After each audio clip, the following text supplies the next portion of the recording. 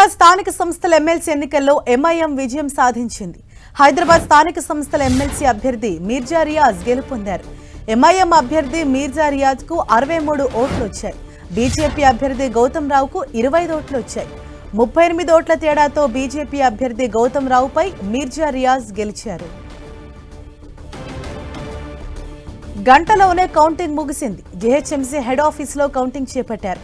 ఈ నెల 23న జరిగిన ఓటింగ్లో 78.57% పోలింగ్ నమోదైంది. మొత్తం 112 ఓట్లకు గాను పోలైనవి కేవలం 88 ఓట్లే.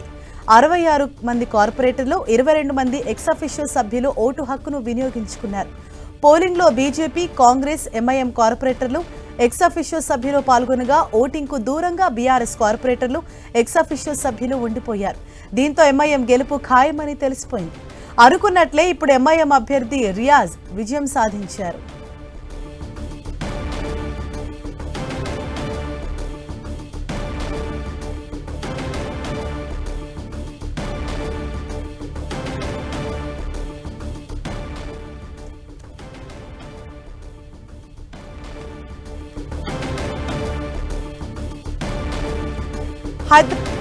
హైదరాబాద్ స్థానిక సంస్థల ఎమ్మెల్సీ ఎన్నికల్లో ఎంఐఎం విజయం సాధించింది.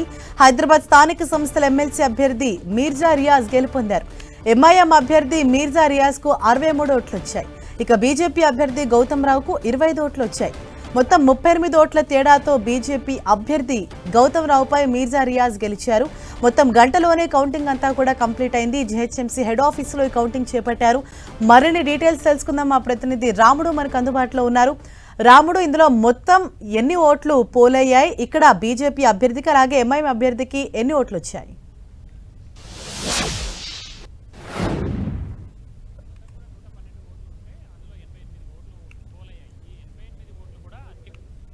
మొదటి ప్రాధాన్యత ఎక్కువ ఓట్లు ఎవరికి వస్తే వాళ్ళను గెలుపొందినటువంటి అభ్యర్థిగా ప్రకటిస్తారు. అందులో భాగంగా చూసినప్పుడు అన్ని కూడా చెల్లుబాటు అయ్యాయి. ఇటు 25 ఓట్లేమో బీజేపీ అభ్యర్థి గౌతమ్ రావుకు రాగా 63 ఓట్లు మాత్రం ఎంఐఎం అభ్యర్థి మీర్జా రియాజ్కు రావడం జరిగింది. దాంతో